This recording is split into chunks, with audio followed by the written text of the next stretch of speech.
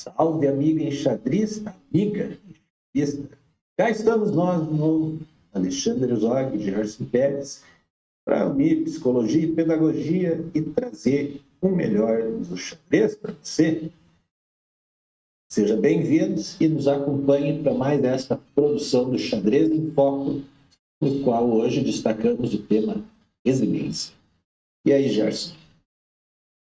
Olha, Herzog, você foi muito feliz aqui em indicar esse tema, porque se é uma coisa que a galera sofre, essa questão da resiliência, que já nós vamos contar o que é essa resiliência, como é que a gente vê ela acontecendo no tabuleiro, como é que a gente aprende a ser resiliente. Já a gente vai falar disso, agradecendo demais você que tem acompanhado aqui a série Xadrez em Foco. Se você não me conhece, eu sou o mestre Gerson Pérez e eu sou aqui do Movimento Pro Xadrez, que é o braço ali do Clube Xadrez Online, onde a gente lida com o espalhar o xadrez, a gente divulga aí o xadrez e tenta melhorar o nível técnico dos nossos praticantes, que em parceria com o nosso grande amigo Herzog, psicólogo famoso aqui, xadrista, do canal As Soluções Criativas, nós estamos trazendo aqui temas importantes para o seu desenvolvimento no xadrez e especialmente nessa parte do extra-tabuleiro. Tem uma partida bacana hoje para a gente ver, Carlsen e Karyakin. Parece que foi o match mais difícil do Carlsen, né? No período que ele foi campeão mundial, é isso? Sim, exatamente. Essa partida é emblemática. Aquele mundial como um todo foi emblemático também. Eu lembro que eu recém tinha começado a participar de torneios e curtir assim, o xadrez, acompanhar mais diretamente, né? E eu lembro de ter acompanhado todas as partidas, né? Foi um dos primeiros mundiais assim com um acompanhamento maior de transmissão online, assim que aqui no Brasil também coincidiu, né, com os transmissores aí, né, que a gente tem, os streamers, né? Então foi uma festa legal, né? E essa partida é a 8ª partida daquela sequência, né? E foi uma partida em que o Sergei Karyakin conseguiu surpreender o Magnus, né? E colocou à prova, né, toda aquela questão soviética, né, da frieza, da resistência, né, da resiliência. E hoje nós vamos estar vendo isso na prática aqui no nosso episódio.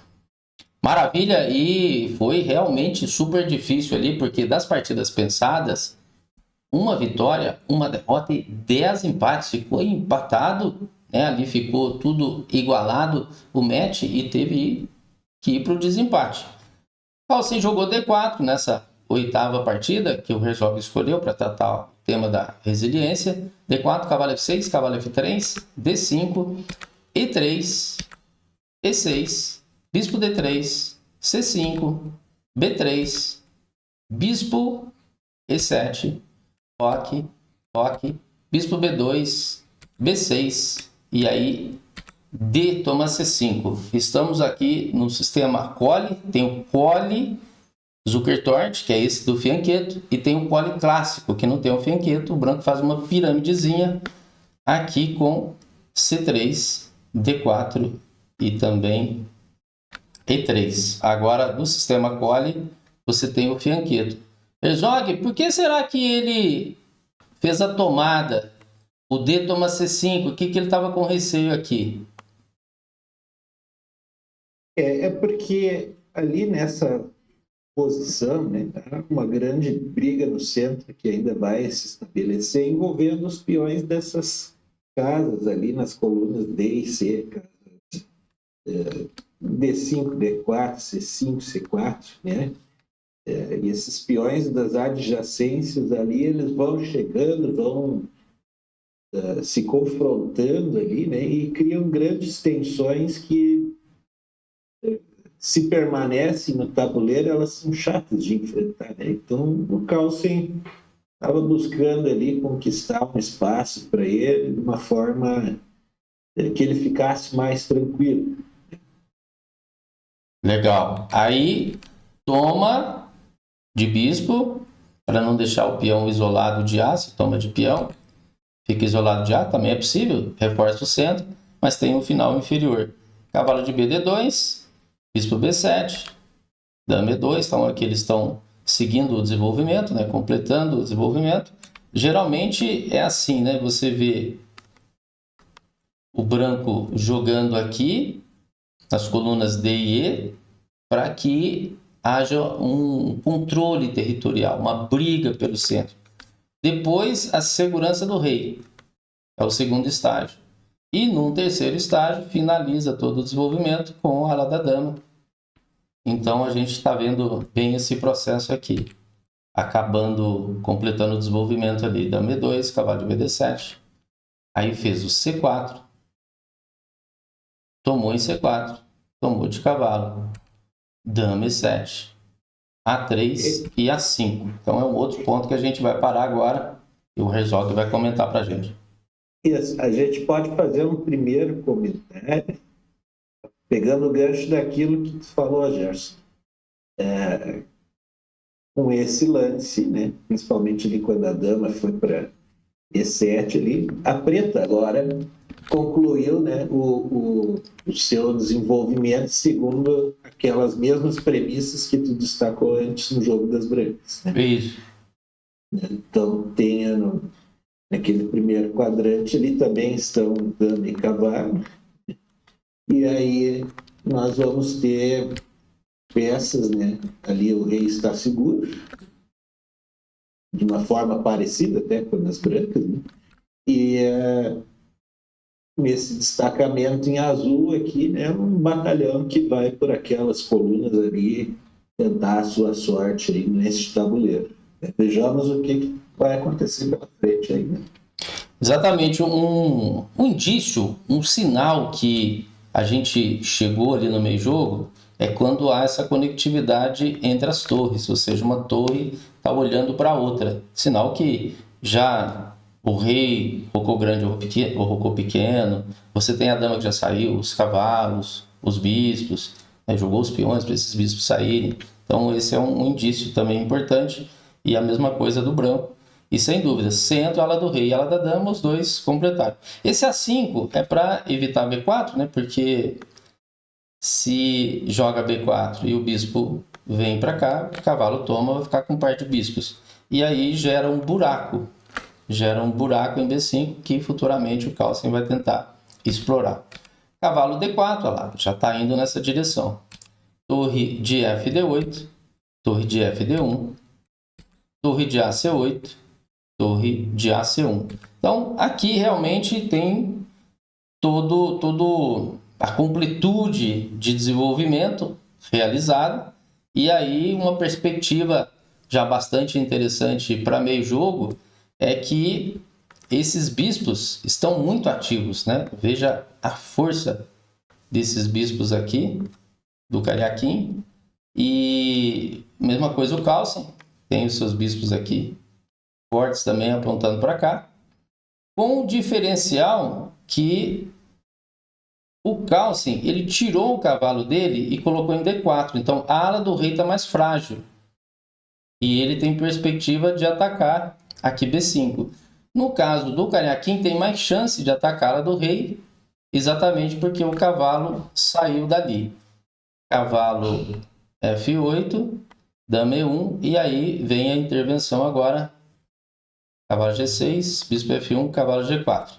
Do Herzog, o que o Herzog está achando dessa posição?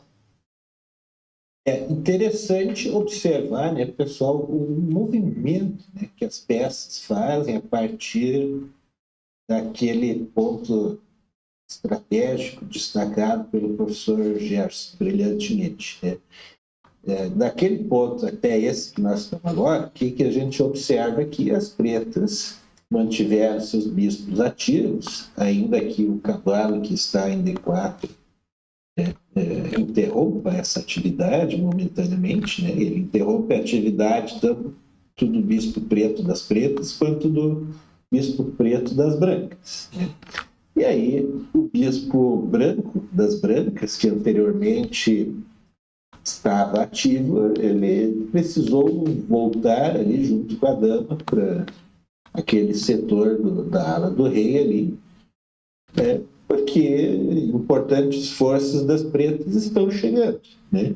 Então, com aquele ponto destacado ali, né, que pelo professor Gerson, do cavalo que saiu da defesa em direção ao ataque, propiciou, né, a oportunidade para o Cariaque seguir manobrando as suas peças e trazer essas preocupações, né, para o calço.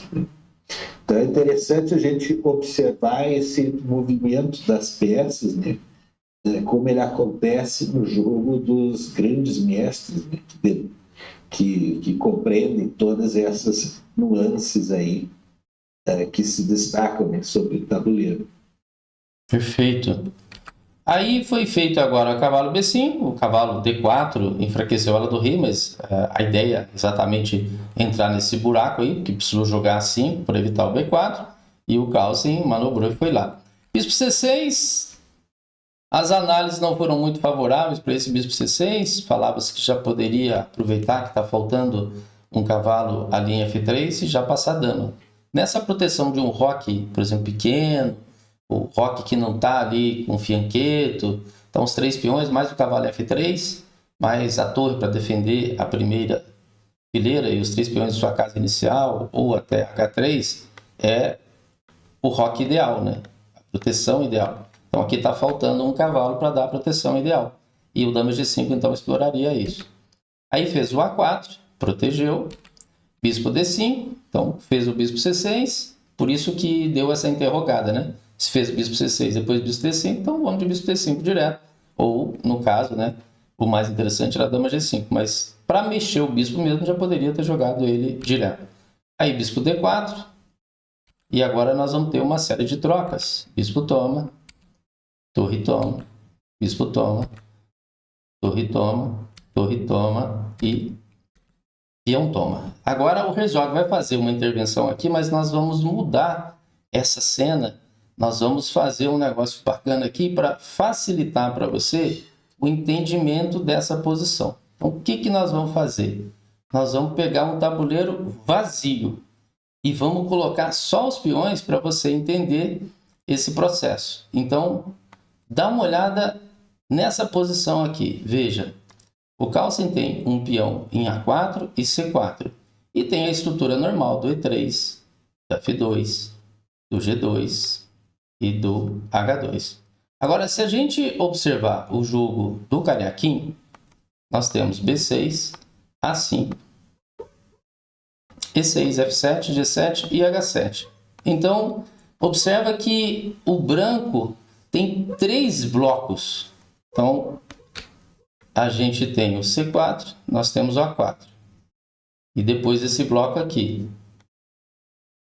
4 peões juntos, aqui também 4 peões. E aqui está um bloco só. Qual que é o diferencial disso? O diferencial é que as pretas têm 3 locais para bater, tem 3 locais para poder atacar. E o branco tem só 2. Então, são 2 grupos e o branco tem 3 grupos a serem atacados. E olhando a qualidade de cada peão, então como está isolado e está isolado, 2 fraquezas. Esse aqui ele está atrasado, uma fraqueza só. Então, no conjunto de fraquezas, o Carlsen parece que está pior. É isso também que você observou, Herzog? Sim, exatamente. E aí a gente pode observar, claro, aqui você não está vendo as demais peças, né? Mas daquilo que é igual na estrutura de ambos, né, os peões que estão na coluna I, né, são a base ali, o suporte para as manobras de outras peças, né? O cavalo que estava em F3 e saiu dali, né, deixou esse espaço, né, e imediatamente a preta se propôs a explorar. Ele foi parar exatamente ali onde o professor Gerson acaba de colocá-lo, né, porque esse espaço se abriu, porém ele não consegue, estando ali, fazer nada mais produtivo, assim. a não ser aquela ameaça ali na casa A7, né, mas que nem chega a se concretizar durante a nossa partida aí, né? Então, de momento, o Carlsen consegue chegar naquele buraco ali, impedir os peões pretos de andarem, né?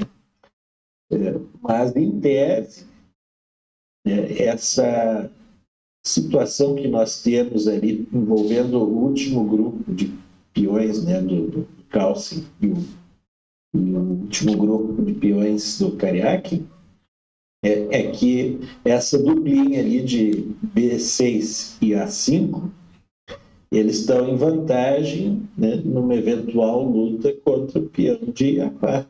Né? Se o Cariaque conseguir eliminar o peão da coluna C, esses dois vão ser maioria ali e algum deles, né, pode ser coroado no final. Mas e por que a gente destaca a ideia de tratar sobre resiliência nessa partida? Porque, a princípio, nós vamos testemunhar que embora haja esse tema, né, de onde nós estamos partindo? Nós estamos partindo da posição que você vê na tela aí, né, que é uma posição com alguns perigos para as pretas ali, que as brancas, embora partam de um cenário onde estão, a princípio, mais posicionadas para defender inicialmente, né, vão colocar grande pressão, né, nas pretas e elas precisarão usar muitos recursos aí, né, bastante astúcia, né, para conseguir manter o seu jogo, né, e quem sabe aí, coroar algum daqueles peões. Legal. Ó, e você deve estar se perguntando aí o que é resiliência mesmo e tal. Resiliência é aquela capacidade de recuperação. Imagina, por exemplo, uma laranja chupada. É como se fosse uma laranja que estava ali saudável, beleza e tal. Tava uma laranja normal. De repente, ela foi chupada, ou seja, de repente ela perdeu, digamos, parece que perdeu toda a sua essência. E aí, ter aquela força, ter aquela capacidade de virar laranja de novo. Imagina, você está no ataque e de repente você perde aquela condição do ataque. Tem que reagrupar tudo de novo, tem que juntar para poder ir para cima. Precisa de resiliência. Você está ali no torneio, perdeu a primeira rodada. O torneio tem mais 6 rodadas. Se você não tiver essa capacidade de recuperação, de bagaço de laranja, virar laranja de novo, você não consegue jogar bem a segunda, a terceira, a quarta. Então, assim, fica sempre a ideia da lição para não tentar repetir aquilo, mas tem que continuar com a capacidade de luta. É por aí, Herzog? É por aí. É por aí, Jefferson. É a capacidade de se adaptar a cenários difíceis, né? Psicologicamente falando.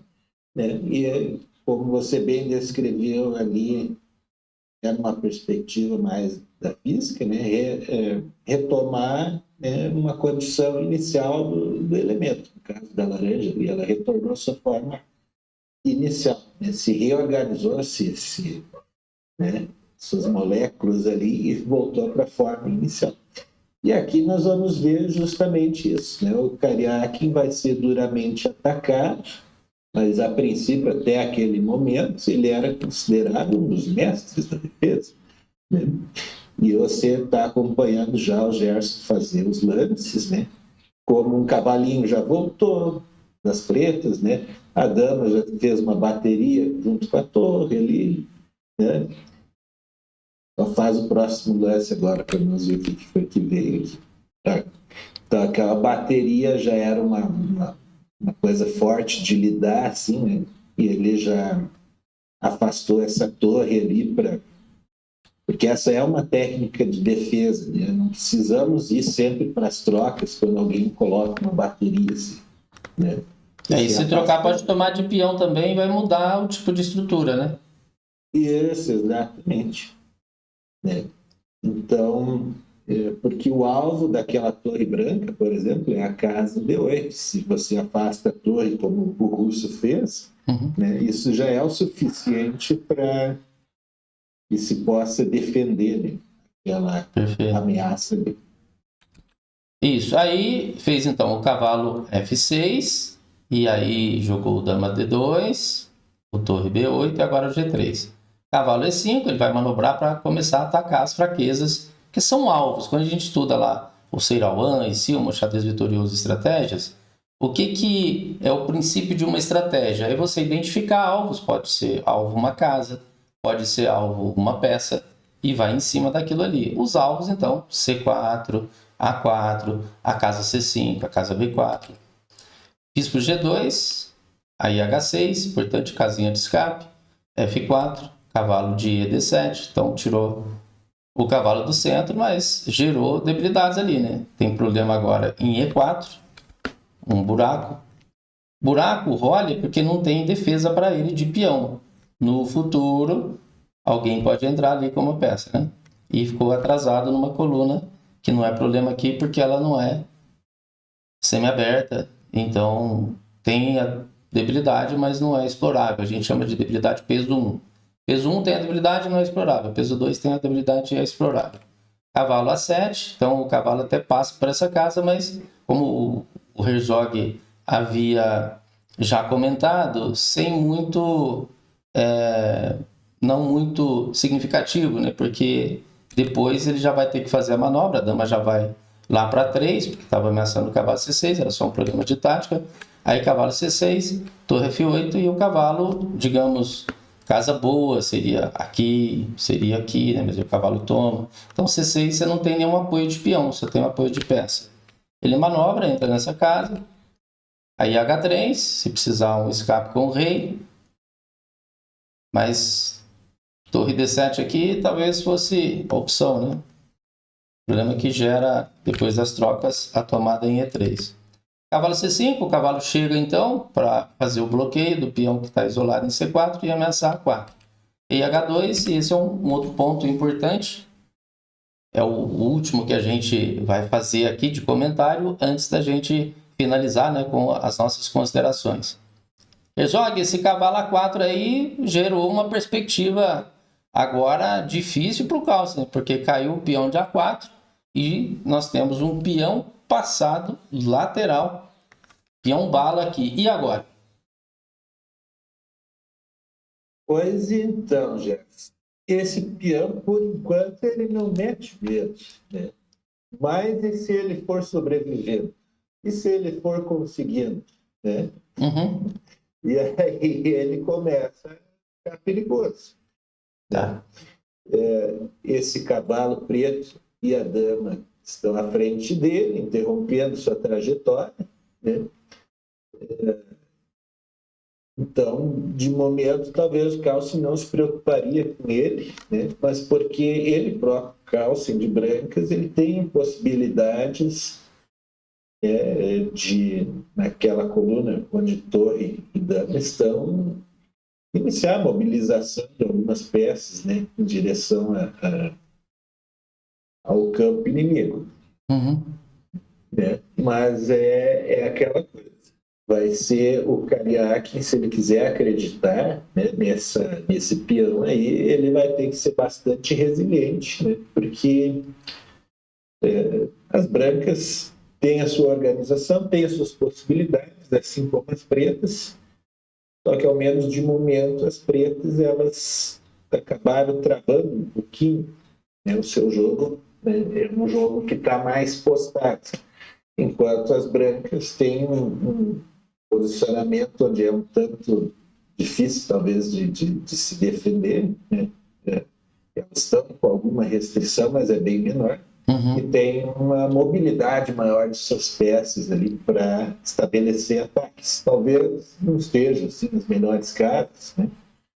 Enfim, cada um tem as suas particularidades aí, e o gozado é observar que normalmente é o Carlsen que gosta de promover peões, né, e apostar em estratégias como essa. É uma posição normal de ter o Carlsen aqui tentando converter o final e não o Carlsen buscando iniciativa ali, né, para manter peça e aproveitar esse meio jogo. Esse aqui, ó, esse conjunto de peões, mais o cavalo F6, mais esse rei apoiado pela torre, é o famoso rock ideal, rock pequeno ideal, sem o fianqueta, é exatamente o que está aí, né? Esse aqui a gente pode descartar, pode estar sem ele também, mas essa estrutura é uma estrutura boa, então, uma estrutura eficiente, e o Carlsen vai ter que apostar no ataque. E aí que é o tema da partida, a resiliência. Porque agora eu tenho o peão a mais, mas o adversário vai vir para cima. Vai causar complicação, confusão aqui. Vamos ver como é que o Karjakin se sai. Então agora eu vou passar mais rapidamente até o final da partida, onde a gente vai fazer as considerações finais. Então torre D8, o Carlsen segue lá, né, no ataque, porque as peças se deslocaram aqui para lá da dama para tentar tomar material, e tomou mesmo. Só que agora vai ter um contra-jogo. Torre D8, o G6 foi para arrumar mais uma casinha de escape, gerou uma debilidade aqui, né? Em F6, o Carlsen já aperta nesse ponto. Rei G7, defendeu. E aí C5. C5 não foi considerado um bom lance. Torre D7, na análise pós-mortem, né? Análise pós-partida, foi considerado um lance melhor.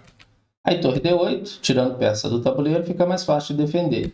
Cavalo C5. Uau! Agora a gente tem 2 peões, mas você vai ver o Carlsen agora um leão aqui, porque dama D3, que é a tentativa de troca, o melhor era dama A4, ficava mais fácil para retornar. Dama D3 causou uma confusão danada e é essa resiliência que a gente quer contar para você agora. Então, cavalo E6, F toma, dama E7. Olha só a posição aberta. Carlsen atacando, tem bispo, né? Tem grande poder de ataque, futuramente pode entrar também aí para atacar. Tem a dama, que é muito poderosa para atacar. E ele vai aqui com a frieza, né, do xadrez da antiga União Soviética, né, que é uma escola extremamente famosa, consolidada. E ele vai aqui com A4. E4, né? O Carlsen vem para botar mais pressão, tentando o F5. Dama D7. Dama G6. Cheque. Dama G7. Dama E8. Dama F8. Dama C6. Se dama G6, aí poderia jogar rei H8. Não tem empate. Dama D8. F5. E já estamos indo para o finalzinho, porque depois do A3, tomou em E6. Rei G7. E7. Tomou. Tomou em B6. Cavalo. E depois de dama A5, dama C5, dama 6, cavalo E5, tem um monte de manobras aí, dama E6, H5, H4, A2. E aí abandona, porque depois desse A2, se tomar, cavalo G4, rei H3, dama G1, dama B2, rei G6. E aí, se você observar, não tem nenhuma casa, nenhuma, para poder dar o cheque. E está ameaçando o dama H2, se o bispo sai, tem a ameaça do cavalo também em F2. Partida super bacana, bonita aqui, estilosa, né? Técnica de um lado e estilosa, assim, classuda, né?